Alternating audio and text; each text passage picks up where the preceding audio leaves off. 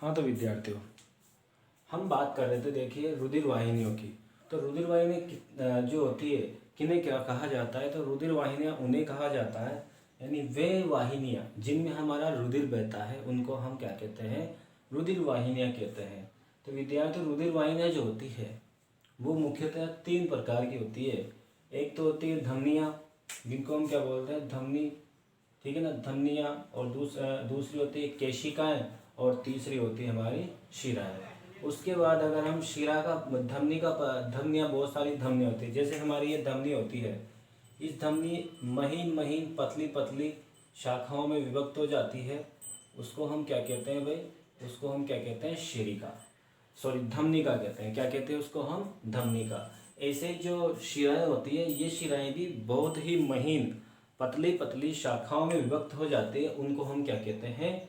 शिरिका कहते हैं विद्यार्थियों। और शिरिकाएं होती हैं, ये शिरिकाएं जैसे ये धमनिका बन गई, जैसे इसको हमने क्या नाम दे दिया इधर? धमनिका। ये तो धमनिका हो गई विद्यार्थियों, और इधर ये क्या है? हमारी धमनी, ठीक है। इसके बाद ये जो धमनिका भी है, ये भी पतली पतली महीन पतली पतली शाखाओं में विभक्त हो जाती है। इन पतली पतली शाखाओं को नाम दिया जाता है विद्यार्थियों केशिका। क्या नाम दिया जाता है इनको? केशिका, ठीक है। इनको क्या नाम दिया जाता है विद्यार्थियों? केशिका। तो इस प्रकार से हमने इनके बारे में जाना कि वे वाहिनियाँ जिनमें हमारा क्या बहता है भाई? रुधिर बहता है, उनको हम क्या कहते हैं? रुधिर वाहिनियाँ कहते हैं। उनको हम क्या कहते हैं? रुधिर वाहिनियाँ। और रुधिर वाहिनियाँ मुख्यतः 3 प्रकार की होती है, धमनियाँ, केशिकाएं और शिराएं। यानी धमनी, केशिका और शिरा। केशिका क्या होती है? इनके बीच में, धमनी और शिरा के बीच में मध्यस्थ का काम करती है भाई विद्यार्थी, है ना। धमनी और शिरा के बीच में किसका काम करती है? मध्यस्थ का काम करती है। तो ये जो इसके बारे में हम बात करते हैं, तो वैसे एक बहुत ही मोस्ट क्वेश्चन हमसे पूछा जाता है कि जो हृदय होता है, उस हृदय से अंगों तक यहाँ हम बात कर सकते हैं, केशिका की बात करते हैं। इस जगह पे हमारे अंग होते हैं भाई। क्या होते हैं? हमारे अंग। और ये होता है हमारा हार्ट, ठीक है। ये होता है हमारा हार्ट। तो विद्यार्थियों, क्या होता है कि सबसे पहले हमारा हृदय होता है। वो हृदय क्या करता है? और हृदय का कनेक्शन विद्यार्थियों मैं आपको बता देता हूँ। हृदय का कनेक्शन होता है विद्यार्थियों लंग्स से, फेफड़ों से, ठीक है। ये हमारा कनेक्शन है पूरा। इस कनेक्शन के बाद विद्यार्थियों हम ये जानेंगे, देखिए कि जो हमारे लंग्स है, ठीक है, जो हमारे लंग्स है उनसे जो रुधिर होता है उन्हीं से आदान प्रदान होता है। यानी लंग्स जो होता है, लंग्स में जाता है और लंग्स से आता है। यानी लंग्स में कौन सा जाता है? हृदय से अशुद्ध रुधिर जाता है, ठीक है। और यहाँ से वापस लंग्स से शुद्ध रुधिर लौटकर हृदय में आता है। और हृदय से शुद्ध ब्लड जो होता है विद्यार्थियों, मैं यहाँ से बात कर देता हूँ आपके लिए। ये जो हृदय से ब्लड आता है, लंग्स से आता है हृदय में, वो शुद्ध आता है। और ये धमनी के माध्यम से धमनिका, और धमनिका से केशिका, और केशिका के माध्यम से किस में चला जाता है विद्यार्थियों? अंगों में चला जाता है। ये हमारे अंग होते हैं। तो इन अंगों में ये ब्लड चला जाता है, फिर अंगों से वापस, ठीक है ना विद्यार्थियों, ये वापस जो अंग होता है उन अंगों से किस में जाता है? ये केशिका में जाता है, ठीक है ना विद्यार्थियों। ये यहाँ पे कनेक्शन होता है, शुद्ध ब्लड का कनेक्शन होता है। केशिका के माध्यम से ही अंगों में जाता है। अंगों को बोला जाए तो वैसे कोशिका में जाता है विद्यार्थियों। किस में जाता है? कोशिका में जाता है, या फिर किस में जाता है? ऊतकों में जाता है। कोशिका में जाता है या ऊतकों में जाता है। वापस इन कोशिकाओं और ऊतकों से जो ब्लड होता है वो डीऑक्सीजनेटेड हो जाता है। यहाँ से जो ब्लड होता है, ये ब्लड क्या हो जाता है? डीऑक्सीजनेटेड हो जाता है। अनऑक्सीजनित लिख सकते हैं इसको अपन, अनऑक्सीजनित। तो विद्यार्थियों, ये ब्लड क्या हो जाता है?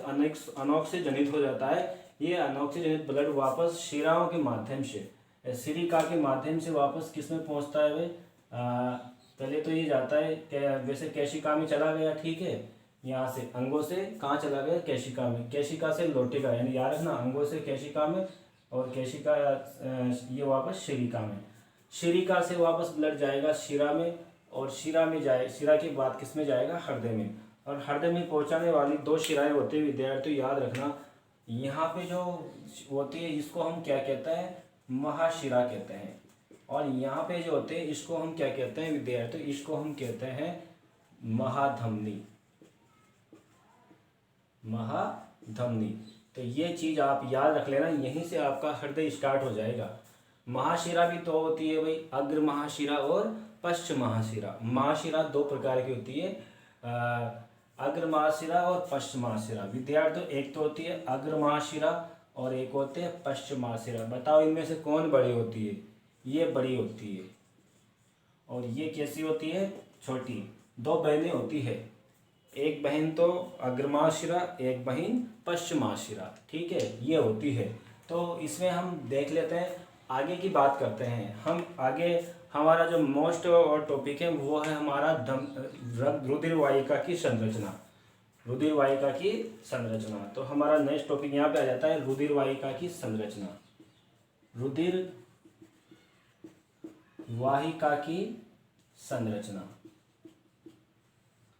रुधिर वाहिका की संरचना होती है विद्यार्थियों, कोई भी रुधिर वाहिका होती है, वाहिका होती है, उस रुधिर वाहिका में उसके कितने स्तर होते हैं विद्यार्थियों? उसके 3 स्तर होते हैं।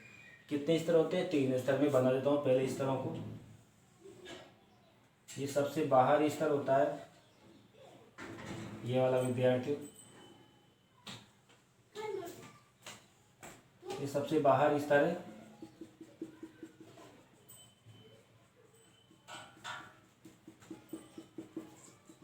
ये सबसे बाहरी स्तर होता है। इसके अलावा विद्यार्थी इसके अंदर एक और स्तर होता है, यहाँ पे मध्य में।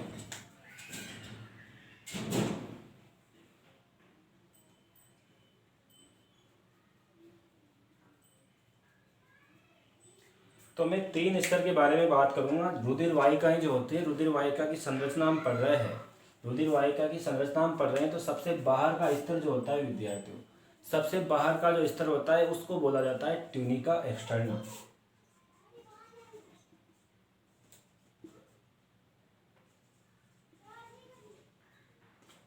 क्या कहा जाता है? ट्यूनिका एक्सटर्ना कहा जाता है। ये इसको हिंदी में बोला जाता है बाह्य कंचुक। इसको विद्यार्थियों क्या नाम दिया जाता है? बाह्य कंचुक। ये मध्य जो मैंने व्हाइट व्हाइट बना रखी है, ये व्हाइट व्हाइट नहीं, वैसे मैं इसको कलर कर देता हूँ। ये मध्य में जो बना रखी है,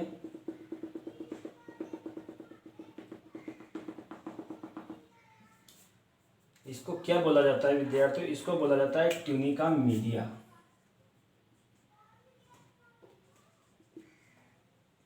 ट्यूनिका मीडिया,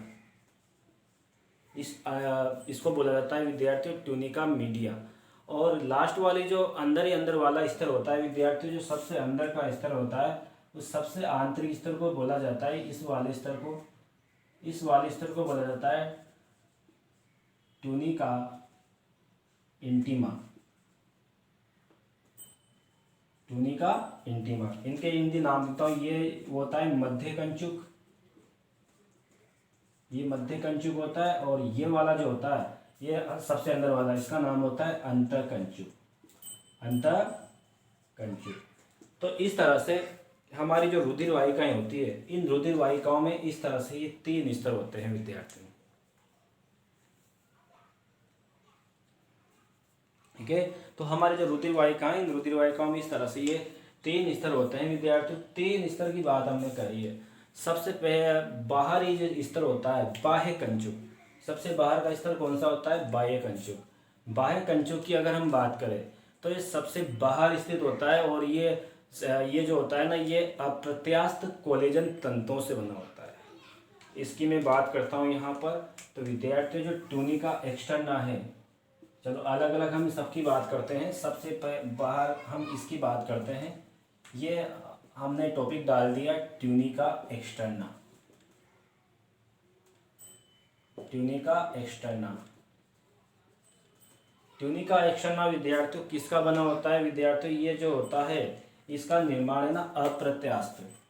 पहली बात तो ये सबसे बाहरी स्तर है और इसका जो निर्माण होता है, इसका निर्माण अप्रत्यास्थ कोलेजन तंतुओं से होता है। अप्रत्यास्थ कोलेजन तंतु, याद रखना, किससे होता है इसका निर्माण? अप्रत्यास्थ कोलेजन तंतुओं से होता है। और विद्यार्थियों ये जो तंतु होते हैं और ये जो होते हैं, ये संयोजी ऊतक से बनता है। अप्रत्यास्थ कोलेजन तंतु प्लस में संयोजी ऊतक, संयोजी ऊतक में क्या आ जाता है विद्यार्थियों, आप जानते हो संयोजी ऊतक तो रक्त होता है।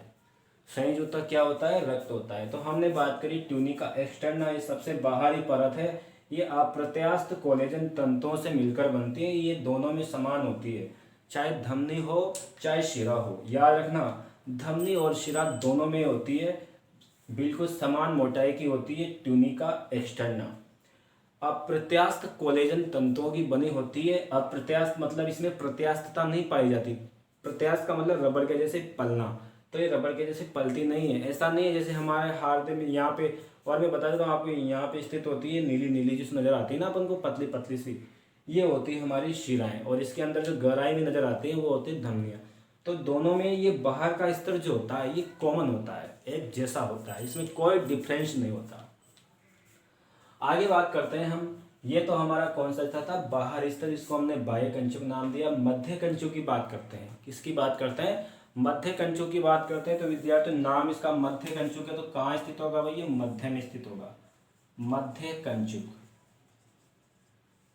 ये मध्य कंचुक होता है, या इसको ट्यूनिका मीडिया बोला जाता है। क्या बोला जाता है, ट्यूनिका मीडिया कहा जाता है विद्यार्थियों। एक सेकंड,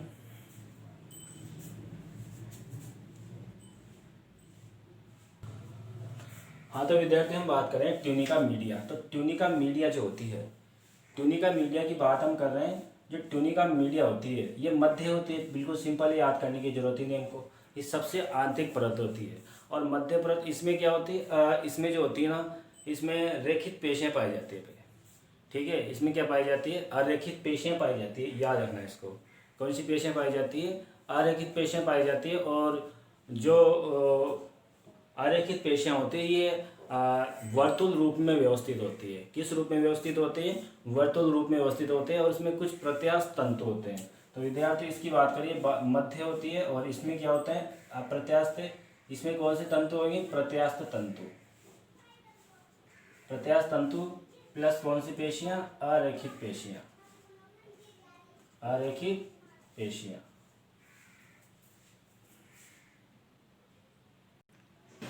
तो विद्यार्थियों ये किससे बना होती है, ये प्रत्यास्थ तंतु और अरेखित पेशियों की बनी होती है। किसकी बनी होती है, प्रत्यास्थ तंतु और अरेखित पेशियों की बनी होती है ट्यूनिका मीडिया। तो याद रखना, ये अप्रत्यास्थ तंतु की बनी थी, ये प्रत्यास्थ तंतु की, मतलब इसमें कुछ मात्रा में प्रत्यास्थता पाई जाती है। ये जो होती है ट्यूनिका मीडिया या मध्य कंचुक, इसमें कुछ मात्रा में प्रत्यास्थता पाई जाती है। नेक्स्ट हम बात करते हैं, थर्ड नंबर पे हमारी आ जाती है विद्यार्थियों, थर्ड नंबर पे आ जाते हैं विद्यार्थियों हमारी ये ट्यूनिका इंटीमा। ट्यूनिका इंटीमा,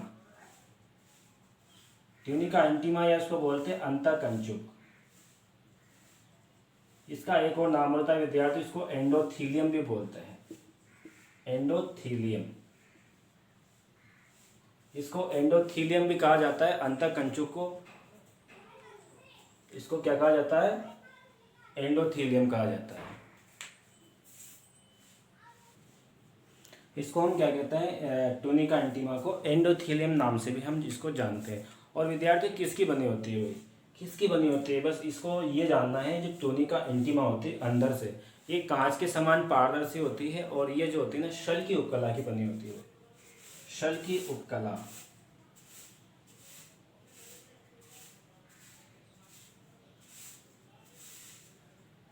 इसकी बनी होती है विद्यार्थी, शल की उपकला की बनी होती है ट्यूनिका इंटीमा।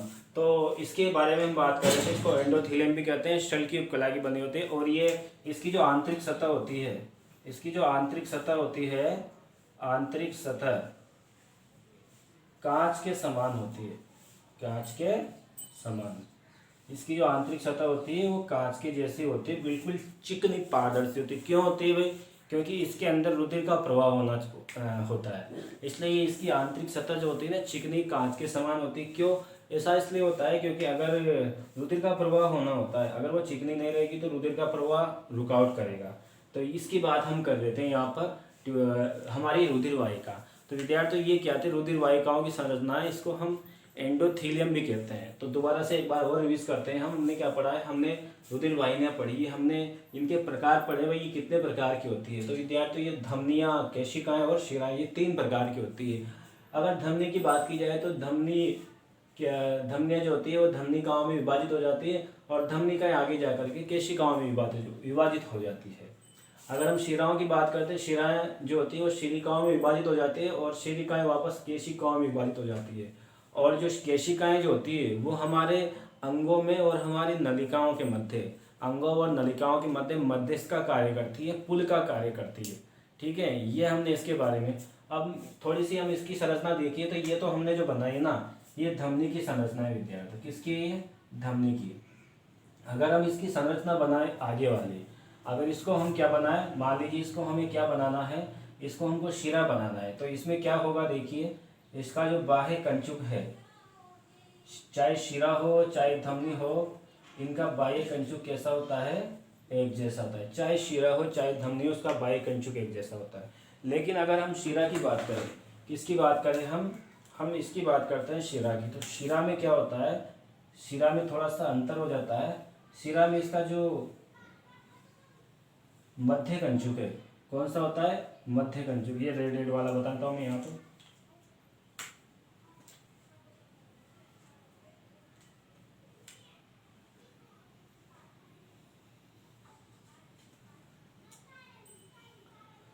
शिराओं का जो मध्य कंचुक है वो कम मोटा होता है भाई। ये तो हो जाएगा, मैंने नाम दे दिया इसको, ये हो जाएगा ट्यूनिका एक्सटर्ना, और ये ट्यूनिका मीडिया, और लास्ट वाला जो बचता है, फाइनल वाला जो बचता है, ठीक है ना। तो ये जो स्तर है, ये वाला स्तर, ये होता है ट्यूनिका इंटीमा। आप कैसे भी बोल सकते हो इसको, आप ऐसे भी बोल सकते हो कि जो शिराएं होती है उन शिराओं का जो मध्य कंचुक है वो कम मोटा होता है, ऐसे भी आप बोल सकते हो। या आप ऐसे बोल सकते हो कि जो शिराएं होती है उन शिराओं का जो आंतरिक व्यास होता है ना, वो आप देखिए इसका डायामीटर ये होता है और इसका डायामीटर ये होता है। तो यहाँ पे हमको ये जानना है कि जो शिराएं होती है उन शिराओं में और धमनी में खास, अगर बाह्य संरचना से हम अंतर देखें तो हमें यही अंतर मिलता है कि जो ट्यूनिका मीडिया होती है वो धमनियों में मोटी होती है। यानी कुल मिला के जो ट्यूनिका मीडिया की बात करते हैं, प्रत्यास्थ तंतु ज़्यादा होते हैं। इसका मतलब ये है कि धमनियाँ ज़्यादा प्रत्यास्थ होती है। इसका मतलब क्या हुआ कि जिसमें जिस ऊतक की मात्रा ज़्यादा है, प्रत्यास्थ तंतु की मात्रा ज़्यादा है, अरेखित पेशियों की मात्रा ज़्यादा है ना, तो उसको हम क्या बोल देंगे? जैसे ट्यूनिका मीडिया। और इसकी बात हम करते हैं, ये शिरा के भी ऊपर आ जाते हैं। तो शिरा में ट्यूनिका मीडिया क्या होती है? कम होती है, कम मोटी होती है। मतलब यहाँ पे शिरा में क्या होते हैं? तो इसका मतलब प्रत्यास्थ तंतु भी कम होंगे, शिराओं में प्रत्यास्थ तंतु भी कम होंगे और अरेखित पेशियां भी कम होगी। इस चीज़ को अपन यहाँ समझ लेंगे, क्योंकि जो जितना मोटा हो उसमें उतनी चीज़ें ज़्यादा। प्रत्यास्थ तंतु ज़्यादा किस में होंगे? शिरा में। कम किस में होंगे? सॉरी, प्रत्यास्थ तंतु जो होते हैं धमनी में ज़्यादा होंगे और शिरा में कम होंगे। अरेखित पेशियां जो है वो धमनी में ज़्यादा होगी और शिरा में कम होगी। इस चीज़ को हम याद रखेंगे। उसके बाद हम बात करते हैं अंतःकंचुक की। तो अंतःकंचुक कैसे होते हैं? शल्य की उपकला की बनी होती है और आंतरिक सतह कांच के समान चिकनी होती है। ये धमनी में और शिरा में दोनों में समान होती है। तो विद्यार्थी ये तो हमारे पास कहते हैं रुधिर वाहिनियों की संरचना। इसके बाद हम पढ़ेंगे धमनी और शिरा। ठीक है, तो इसके बारे में हम इनको अंतर सहित एक साथ दोनों को पढ़ लेते हैं। ये हमारी धमनी और ये हमारी शिरा। धमनी के बारे में ये कहा जाता है कि जो रुधिर को हृदय से अंगों की ओर ले जाती है, रुधिर को हृदय से अंगों की ओर ले जाती है, उसको हम क्या कहते हैं? धमनी कहते हैं। और जो रुधिर को अंगों से हृदय की ओर ले जाती है उसको हम क्या कहते हैं? शिरा कहते हैं। दोनों का डायरेक्शन विपरीत होता है। जो रुधिर को हृदय से अंगों की ओर ले जाए और जो अंगों से रुधिर को कहाँ पे ले जाए? हृदय की ओर ले जाए, उसको हम क्या कहते हैं? शिरा कहते हैं। यानी अंगों को हृदय से, अंगों से रुधिर, अंगों से हृदय की ओर रुधिर ले जाने वाली जो नलिकाएं होती है उसको हम क्या कहते हैं? शिरा कहते हैं। विद्यार्थी जो ये जो धमनी होती है ये शुद्ध रक्त का परिवहन करती है। धमनी किसका परिवहन करती है? शुद्ध रक्त का परिवहन करती है। और जबकि शिरा होती है वो अशुद्ध रक्त का परिवहन करती है। और बात यह है इसका अपवाद है फुफ्फुस धमनी और इसका अपवाद है फुफ्फुस शिरा। मतलब ये है कि जो जितनी भी धमनियाँ हैं उन सभी धमनियों में कौन सा रक्त बहता है? शुद्ध रक्त बहता है। लेकिन जो फुफ्फुस धमनी होती है, ठीक है ना, जो फुफ्फुस धमनी होती है उसमें कौन सा रक्त बहता है? अशुद्ध रक्त बहता है। कौन सा रक्त बहता है? अशुद्ध। ठीक है। उसके बाद हम बात करते हैं अशुद्ध रक्त का परिवहन कौन करती है? हमारी शिराएं करती है। लेकिन जो फुफ्फुस शिरा होती है वो फुफ्फुस शिरा क्या करती है? फुफ्फुस शिरा शुद्ध रक्त का परिवहन करती है। अब ये हमसे पूछा जाए, कोई भी हमसे पूछे कि शुद्ध रुधिर क्या होता है और अशुद्ध रुधिर क्या होता है, तो शुद्ध रुधिर और अशुद्ध रुधिर कुछ भी नहीं होता है। अशुद्ध रुधिर शिराओं में बहता है, इसका मतलब ये है कि इसमें अवशिष्ट पदार्थ होते हैं, उसको बोला जाता है अशुद्ध रुधिर। तो जो छन्ने के लिए कहाँ पे जाता है? जो छन्ने के लिए जाता है वृक्क नलिकाओं में, वो होता है अशुद्ध। तो यहाँ पर हम इसको श्वसन तंत्र के परिप्रेक्ष्य में लेंगे। ये होता है यहाँ पर हमारे पास जो रुधिर होता है जिसमें O2 मिली होती है ना, जो फेफड़ों से हृदय में आता है, इसमें ऑक्सीजन मिली होती है, उसको बोला जाता है ऑक्सीजनित रुधिर या ऑक्सीडाइज्ड ब्लड। और दूसरा होता है एक प्रकार का अशुद्ध रुधिर, जो हम अशुद्ध की परिभाषा कहते हैं, वो अशुद्ध नहीं होता वास्तव में, उसको हम बोला जाता है डीऑक्सीजनेटेड। तो हम ये कह सकते हैं जो धमनियाँ होती हैं उसमें कौन सा रक्त बहता है? ऑक्सीजनेटेड ब्लड बहता है, और जो शिराएँ होती है उनमें डीऑक्सीजनित रुधिर बहता है। अगली बात करते हैं धमनी की दीवारें मोटी होती है और इसकी बात करते हैं, इसका व्यास कम होता है और रुधिर दाब क्या होता है? अधिक होता है। और व्यास अधिक होने के कारण जो शिराएँ उसमें रुधिर दाब क्या होता है? कम हो जाता है, यानी व्यास कम। देखो मैंने एक सूत्र होता है फिजिक्स का, यहाँ पे मैं आपको समझा देता हूँ कि जो दाब होता है, जो पी होता है,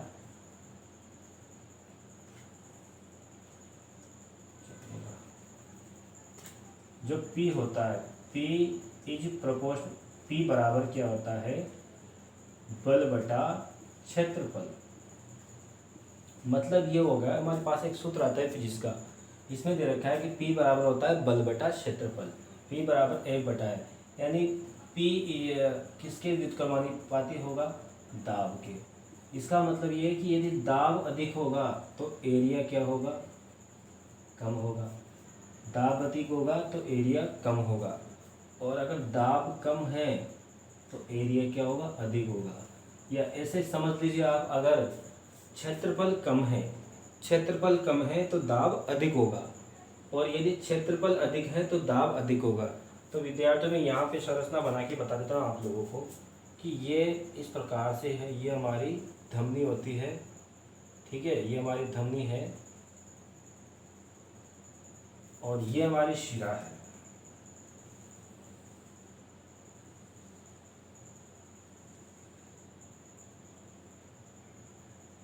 तो ये हमारी क्या है? शिरा है। तो विद्यार्थी हम बात कर लेते हैं इसके बारे में थोड़ा सा, क्या चीज़ है ये।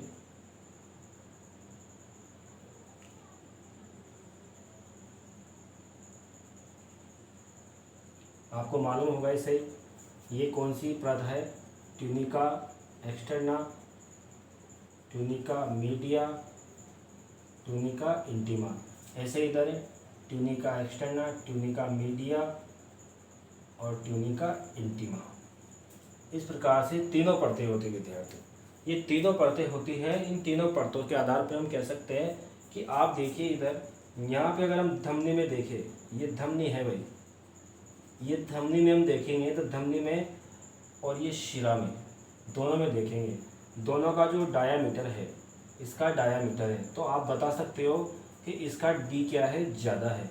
यानी धमनी और शिरा जो होती है ना, धमनी में और शिरा में किसका डायामीटर ज़्यादा होता है? इसका। तो अब आप देखोगे कि अंदर की जो गहराई होती है, यानी अंदर की जो परत होती है, यानी बिल्कुल जो सबसे कम डायामीटर होता है, यानी क्षेत्रफल कम है, यानी यहाँ पे क्या है? एरिया कम है।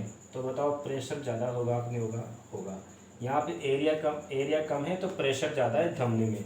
शिरा की बात करें, देखो एरिया ज़्यादा है, तो यहाँ पे प्रेशर क्या हो जाएगा? कम हो जाएगा। तो बस आज दिन तक आप लोगों को किस सब ने पढ़ाया होगा, बहुत से टीचर्स ने आप लोगों को पढ़ाया होगा कि धमनी में अधिक दाब से रुधिर बहता है और शिरा में कम दाब से रुधिर बहता है, लेकिन क्यों बहता है ऐसा किसी ने बताया नहीं होगा।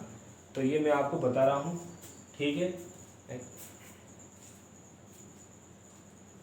ठीक है, तो ये मैं आपको बता रहा हूँ भाई कि इसमें जो धमनियाँ होती है, धमनियों में अधिक दाब से रुधिर क्यों बहता है और शिराओं में कम दाब से रुधिर क्यों बहता है, ये चीज़ है यहाँ पर। एक और दूसरा कारण है कि जो शिराएँ होती है, अभी बताऊँगा आगे आपको, कि ये जो हमारी धमनी है, धमनी का आंतरिक क्षेत्रफल क्या होता है, क्योंकि इसकी जो टीएम होती है यानी ट्यूनिका मीडिया जो होती है विद्यार्थी, ट्यूनिका मीडिया जो होती है वो धमनी में अधिक मोटाई में होती है। मैं ट्यूनिका मीडिया की बात करता हूँ, ये ट्यूनिका मीडिया,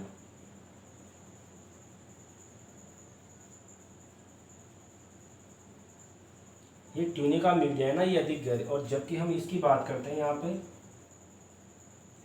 शिरा की बात करते हैं, तो ट्यूनिका मीडिया है ना थोड़ी कम मोटाई की होती है। तो इसकी हमने ये भी पढ़ा था कि इसकी दीवारें मोटी होती है। तो दीवारें देखिए, इसकी दीवार यहाँ से लेकर यहाँ तक, देखो आप, धमनी की दीवार मोटी है, यहाँ से लेकर यहाँ तक इतनी मोटी दीवार है, ये इतनी मोटी दीवार, और शिरा की दीवार इतनी मोटी है। तो ये बस अपन को यही याद रखना है कि ये प्रेशर के बारे में हम बात कर रहे हैं, तो प्रेशर की कारण यही है क्योंकि इसमें इसका व्यास कम है, इसलिए इसका डायामीटर कम है, इसलिए हम कह सकते हैं इसका क्षेत्रफल कम होगा आंतरिक। जब इसका आंतरिक क्षेत्रफल कम होगा तो इसमें प्रेशर ज़्यादा होगा। उसी प्रकार से हम बात करते हैं इधर शिरा में, तो शिरा की बात हमने की थी, यहाँ पे क्या है शिरा में, इसका अंदर का एरिया ज़्यादा है, आप देख सकते हो इसका एरिया बहुत ज़्यादा है, अंदर का एरिया इसका बहुत ज़्यादा है, शिरा का धमनी का एरिया बहुत कम है। तो जो हमारी जो शिरा है उसका आंतरिक एरिया ज़्यादा है, क्षेत्रफल ज़्यादा है, इसलिए यहाँ पे प्रेशर कम होगा। यही कारण है कि धमनी में शिरा में प्रेशर कम होता है। आगे चलते हैं। धमनी की दीवारें मोटी होती है, आप देख चुके हो, ये दीवार है और इधर ये दीवार है, शिरा की दीवार है। और दीवारें पतली व कोमल होती है। भाई क्यों कोमल होती है, तो मैंने आपको बता दिया था कि इसकी जो ट्यूनिका मीडिया है, ये ट्यूनिका मीडिया में क्या होता है, प्रत्यास्थ तंतु ज़्यादा पाए जाते हैं, जबकि ये कम होती है, अरेखित तंतु भी इसमें कम पाए जाते हैं। तो ये कम कोमल ये कोमल होती है, यानी शिरा कोमल होती है, धमनी थोड़ी सी कठोर होती है। अब मध्य कंचुक मोटा होता है, अतः प्रत्यास्थ अधिक होते हैं। देखो मैंने लिख दिया, ये मध्य कंचुक है, ये ग्रीन ग्रीन से मैंने बना रखा है, ये मध्य कंचुक है, ये ग्रीन ग्रीन से बना रखा है, ये क्या है, मध्य कंचुक है। ये ग्रीन ग्रीन वाला क्या है, मध्य कंचुक है। इधर भी ये मध्य कंचुक है। तो किसका मध्य कंचुक कम है, किसका ज़्यादा है, आप देख सकते हो, धमनी का मध्य कंचुक अधिक मोटा होता है, अतः इसमें प्रत्यास्थता अधिक होती है, प्रत्यास्थता बहुत अधिक होती है, आसानी से टूटती नहीं है। जबकि हम शिरा की बात करते हैं तो मध्य कंचुक पतला होता है, अतः ये प्रत्यास्थता कम होती है, प्रत्यास्थ कम होते हैं, क्योंकि इसमें रेखित तंतु होते हैं, बहुत कम मिलते हैं। इसके बाद हम बात करते हैं कपाट अनुपस्थित होते हैं। जो धमनियाँ होती है उन धमनियों में क्या होता है, कपाट एब्सेंटेज होते हैं, कपाट नहीं पाए जाते। और जो शिराएँ होती है उन शिराओं में कपाट उपस्थित होते हैं। भाई शिराओं में क्या उपस्थित होते हैं, कपाट पाए जाते हैं। कपाट का बहुत ज़्यादा फायदा होता है शिराओं में। और धमनियों में कपाट क्यों नहीं पाए जाते, पहले इसकी बात कर रहे थे। धमनियों में कपाट पाए जाते हैं, लेकिन कहाँ पर पाए जाते हैं, जो महाधमनी होती है और फुफ्फुस धमनी होती है। कौन सी धमनी होती है, जो महाधमनी होती है और जो फुफ्फुस धमनी होती है, यानी कि जो महाधमनी और फुफ्फुस धमनी, महाधमनी और फुफ्फुस धमनी के अग्रभाग पर, महाधमनी और फुफ्फुस धमनी के अग्रभाग पर क्या पाए जाते हैं, कपाट पाए जाते हैं। महाधमनी और फुफ्फुस धमनी के अग्रभाग पर क्या पाया जाता है, कपाट पाए जाते हैं, ये याद रखना। और वो कपाट कैसे पाए जाते हैं, अर्धचंद्राकार कपाट, अर्धचंद्राकार कपाट पाए जाते हैं। भाई ये याद रखना आप लोग, है ना। हम बात करते हैं कपाट उपस्थित होते हैं। हम कपाटों की बात होगी तो कपाट की बात भी हम कर लेते हैं। देखिए कपाट की स्थिति क्या होती है, चलो यही बता देता हूँ मैं आप लोगों को इस जगह पे।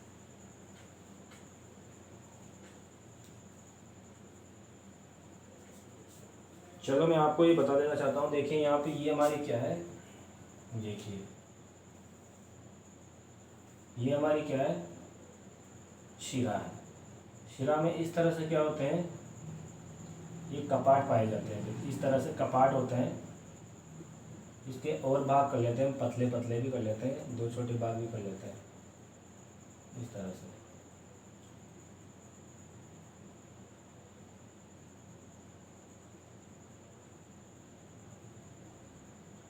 अब मान लीजिए यहाँ पर क्या होता है, हमारा अंग वगैरह होता है, ठीक है।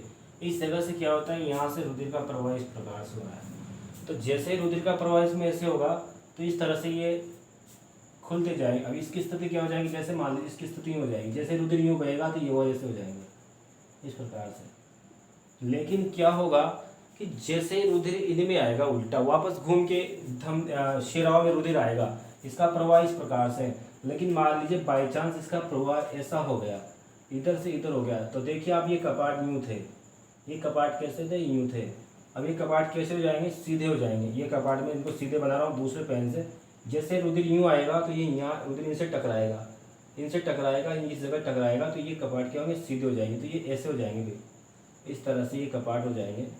ये जो कपाट मैंने बनाए देखिए आप, ये कपाट सीधे हो जाएंगे और पूरी तरह से ब्लॉक कर दिया जाएगा इस प्रकार से। तो शिराओं में रुधिर का जो प्रवाह होता है एक दिशा होता है, और उसके उल्टे प्रवाह को रोकने के लिए इसमें जगह जगह पर क्या पाए जाते हैं, कपाट पाए जाते हैं। और रुधिर धीमा बहने का एक कारण ये भी है, और ये लचीली होती है भाई, ठीक है ना। अगर रुधिर का प्रवाह उल्टा पुल्टा हो गया तो दिक्कत आ जाती है। तो इस प्रकार से कपाट उपस्थित होते हैं, इसलिए ये रुधिर के प्रवाह जैसा सीधी दिशा में हो रहा है वो उल्टा ना हो पाए उसको रोकने का। अगर उल्टा हो गया तो ये कपाट बंद हो जाते हैं, ठीक है। इस प्रकार से कपाट बंद हो जाते हैं, ये स्थिति आपको उनको याद रखनी है। मोटी दीवारें होती हैं इसलिए ये धमनी जो होती है पिचकती नहीं है भाई, मोटी दीवारों के कारण धमनी पिचकती नहीं है। और पतली दीवारों के कारण जो शिरा होती है वो पिचक जाती है ना। पतली दीवारों के कारण जो शिरा होती है वो पिचक जाती है, ये सबसे इम्पोर्टेंट फीचर है इसका। तो एक बार फिर हम बात कर लेते हैं, जो रुधिर को हृदय से अंगों की ओर ले जाती है उसको धमनी कहा जाता है, और जो अंगों से रुधिर को हृदय की ओर लाती है उसको क्या कहा जाता है, शिरा कहा जाता है। उसके बाद जो शुद्ध रक्त का परिवहन करते हैं उसको धमनी कहते हैं। इसका अपवाद है फुफ्फुस धमनी, जिसमें कि अशुद्ध रक्त बहता है। एकमात्र ऐसी धमनी है जिसमें कौन सा रक्त बहता है भाई, एकमात्र ऐसी धमनी जिसमें अशुद्ध रक्त बहता है। इसी तरह से जो शिराएं होती है उसमें कौन सा ब्लड बहता है भाई, उसमें अशुद्ध रक्त बहता है। लेकिन फुफ्फुस शिरा एकमात्र ऐसी शिरा है जिसमें कौन सा ब्लड बहता है, शुद्ध ब्लड बहता है। और बात करते हैं व्यास के मामले में बात करें तो धमनी का व्यास क्या होता है, कम होता है, अर्थात रुधिर का प्रेशर अधिक होता है। व्यास अधिक होता है शिरा का, इसलिए रुधिर का दाब क्या होता है, प्रेशर कम होता है। धमनी की दीवारें मोटी होती है, और शिरा की दीवारें पतली कोमल होती है। क्यों होती है, मध्य कंचुक अधिक मोटा होता है अतः प्रत्यास्थता अधिक होती है, क्योंकि मध्य कंचुक में प्रत्यास्थ तंतु पाए जाते हैं। मध्य कंचुक पतला होता है अतः प्रत्यास्थता क्या होती है, कम होती है। कपाट एब्सेंट होते हैं, कपाट उपस्थित होते हैं क्योंकि ये क्या करते हैं, रुधिर के उल्टे प्रवाह को क्या करते हैं, रोकते हैं। और इनमें अधिक वेग से, अगर अधिक धमनियों में कपाट इसलिए भी नहीं पाए जाते क्योंकि इनमें अधिक वेग से ब्लड बहता है, कपाट की जरूरत नहीं पड़ती। कपाट की एब्सेंट की बात करें, कपाट कहाँ नहीं पाए जाते, कपाट एब्सेंट होते हैं, लेकिन अपवाद है महाधमनी और फुफ्फुस धमनी। ऐसी दो धमनियाँ हैं जिनके अग्रभाग पर कपाट पाए जाते हैं, और उन कपाट को बोलते हैं अर्धचंद्राकार कपाट।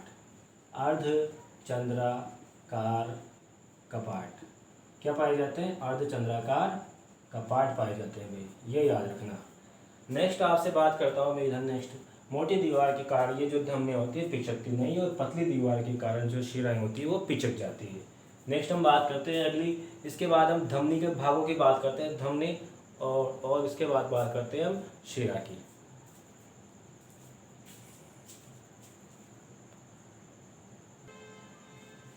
अब हम बात करते हैं विद्यार्थियों धमनिका की। किसकी बात करते हैं हम, धमनिका की। धमनिका क्या होती है, तो विद्यार्थी ये हमारी धमनी होती है भाई, ये हमारी क्या होती है, धमनी। अब धमनी में आपको बताता हूँ मैं, इधर से ये धमनी होती है, इसके ऊपर क्या पाए जाते हैं, 3 स्तर पाए जाते हैं। एक तो ये स्तर हो गया, एक ये स्तर हो गया, चलो दूसरे बनाते हैं। ये आंतरिक स्तर, इसके बाद ये वाला जो स्तर है, और इसके बाद ये स्तर। तो विद्यार्थियों में थोड़ा सा इसको बता देता हूँ क्लियर करके। जो ये आंतरिक स्तर है, ये अंदर वाला स्तर,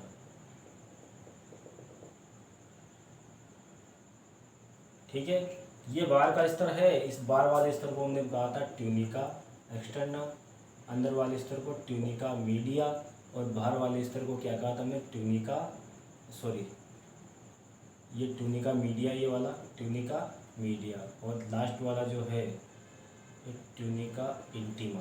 तो इस तरह से 3 स्तर होते हैं भाई। इस ट्यूनिका इंटीमा को हम क्या कहते हैं, ये ट्यूनिका इंटीमा जो होता है इसको हम एंडोथीलियम भी कहते हैं। क्या कहते हैं, यानी ये बाह्य कंचुक, ये मध्य कंचुक, मध्य कंचुक और ये अंतकंचुक। तो अब हम बात करते हैं, जैसे कि ये हमारी क्या है, धमनी है, ठीक है ना। इस धमनी की जो दीवार है 3 स्तरों की बनी होती है, लेकिन जैसे ये धमनिका बनती है, जैसे ये क्या बनती है, धमनिका बनती है, तो क्या होता है, ये बाह्य कंचुक और मध्य कंचुक, याद रखना धमनिका में क्या होता है, बाह्य कंचुक और मध्य कंचुक क्या हो जाते हैं, एब्सेंट होते हैं, केवल इनका जो स्तर होता है।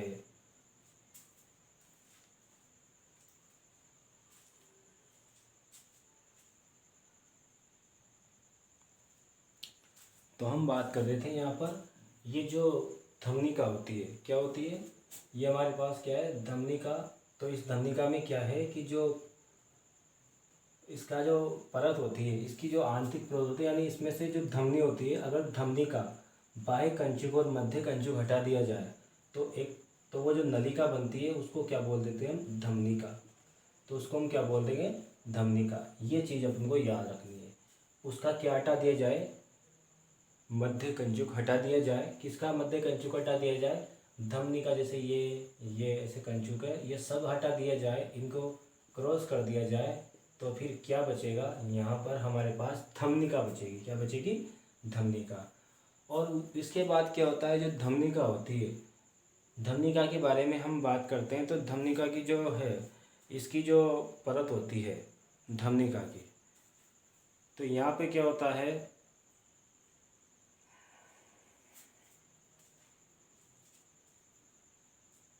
हाँ दिख रहा होगा, ठीक है, ठीक है। तो यहाँ पर क्या है, अब ये धमनिका की परिभाषा हो जाती है विद्यार्थी। धमनिका बिल्कुल सिंपल है, धमनियों की जो शाखाएं होती है ना, पतली शाखाएं, उसी को हम क्या कह देते हैं, धमनिका कहते हैं। और ये केवल अंत उपकला की बनी होती है। किसकी बनी होती है, अंत उपकला भी बोल दो इसको, अंत उपकला या अंत कंचुक कह दो, ये कुछ भी कह दो आप इसको, इसकी बनी होती है। इसके अलावा इसके चारों ओर क्या होती है, इसके चारों ओर क्या पाई जाती है, इसके चारों ओर की बात करते हैं तो पेशियां जुड़ी रहती है। इसके चारों ओर, इसके चारों ओर क्या जुड़ी रहती है, पेशियां।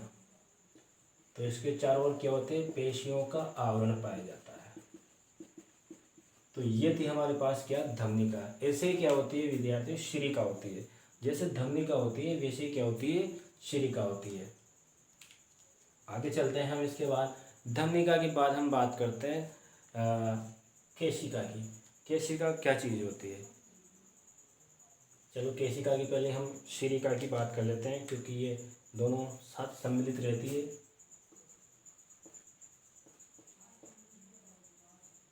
शिरिका क्या होती है, शिरिका के बारे में यह है कि शिराओं के जो आधार होते हैं, जैसे शिरा होती है, ऐसे ही बात कर लेते हैं इस तरह से इसके बारे में भी। ये हमारी शिरा है, ठीक है। शिरा भी क्या करती है, पतली शाखाओं में विभक्त हो जाती है, ऐसे आगे जा करके पतली शाखाओं में विभक्त हो जाती है। इसको हम क्या कह देते हैं, शिरिका कह देते हैं। क्या कह देते हैं, शिरिका, ठीक है ना। पतली शाखाओं में विभक्त हो जाती है, इसको क्या कह देते हैं हम, शिरिका कह देते हैं। और इसमें यह है कि जो इसमें रुधिर कैसे आता है, अब इनके बीच का कनेक्शन कौन करता है, अभी मैं इनके बारे में बताऊंगा आपको। इनके बीच में जो ये जो शिरिकाएँ हैं, ये भी पतली शाखाओं में बढ़ जाती है। इधर से ये शिरिकाएँ जितनी भी है, ये सब पतली शाखाओं में बढ़ जाती है। और इधर से धमनिकाएँ, ये भी पतली शाखाओं में बढ़ जाती है। इस तरह से पतली पतली शाखाओं में ये विभक्त हो जाती है। तो इन पतली शाखाओं को कहा जाता है केशिका। क्या कहा जाता है, केशिका। अब यहाँ से क्या होता है, जो इसके बीच में होते हैं हमारे ऑर्गन्स, इनके बीच में क्या होते हैं, हमारे ऑर्गन्स होते हैं। ये हमारे क्या है, अंग है, ठीक है। तो धमनिका और शिरिका, इनके बीच में अंग होते हैं, और इनका जो अंगों से कनेक्शन करने वाली जो रचना होती है, उस रचना का नाम क्या होता है, उस रचना का नाम होता है केशिका। क्या नाम होता है उसका, केशिका। तो ये अंगों तक लेके जाती है। जैसे धमनी से आया तो अब धमनी से शुद्ध रुधिर अंगों तक पहुंचा, यानी इनका काम था ऑक्सीजन पहुंचाना। धमनिकाएं इतनी पतली होती है, बहुत पतली होती है ना। तो यहाँ से क्या होता है, अंगों तक रुधिर पहुंचा, फिर यहाँ से ये जो रुधिर है ना, ये कैसा हो गया, खराब हो गया। ठीक है, हम रुधिर कैसा हो गया, खराब हो गया। तो इधर से ये रुधिर है ना शिराओं में पहुंचेगा। कौन सा रुधिर, अशुद्ध रुधिर। कौन सा रुधिर, अशुद्ध रुधिर। तो मैं बात कर रहा था यहाँ से शिरिका के बारे में। शिरिका में क्या होता है, जैसे धमनिका होते हैं, धमनिका से केशिका के माध्यम से जो ब्लड होता है वो हमारे अंगों तक पहुँचता है, अंगों से शुद्ध पहुँचा। उसके बाद क्या होता है, यही जो ब्लड है, ये अशुद्ध रुधिर इन केशिका के माध्यम से शिरिका में पहुँचता है। किस में पहुँचता है, शिरिका में पहुँचता है। शिरिका की भित्ति जो होती है ना, अब हम बात करते हैं शिरिका की। जो शिरिका की जो भित्ति होती है, ठीक है, ये शिरिका की जो भित्ति होती है, ये शिरिका की भित्ति कोलेजन तंतुओं की पतली परत होती है भाई। जिस भित्ति होती है किसकी बनी होती है, कोलेजन तंतुओं की। शिरिका की भित्ति किसकी बनी होती है, कोलेजन तंतुओं की। जो शिरिका की भित्ति है वो कोलेजन तंतुओं की परत होती है और ये दृढ़ होती है।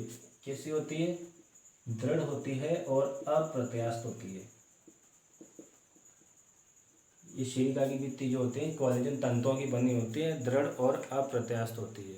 और शिरिकाओं में जो रुधिर है, अब ध्यान देना, शिरिका जो है, शिरिका से रुधिर कहाँ पहुँचता है, ये बात याद रखना। शिरिका से रुधिर पहुँचता है किसमें, शिरा में। ठीक है, ये आपने पहले पढ़ लिया है। शिरिका से रुधिर कहाँ पहुँचता है, शिरा में पहुँचता है। इसके बाद हम टॉपिक पे चर्चा करेंगे, अगला टॉपिक। उस टॉपिक का नाम क्या है हमारे पास, केशिका। कौन सा टॉपिक है, केशिका। और तो यहाँ से शिरा में पहुँचता है, शिरा से अग्रमाशय पश्चिमाशय तक हमारा रुधिर पहुँच जाता है। ठीक है, नेक्स्ट हम चलते हैं आगे। हमारा अगला जो है टॉपिक वो है हमारी केशिकाएँ। उसको हम नेक्स्ट टॉपिक में या नेक्स्ट वीडियो में पढ़ेंगे, केशिकाएँ।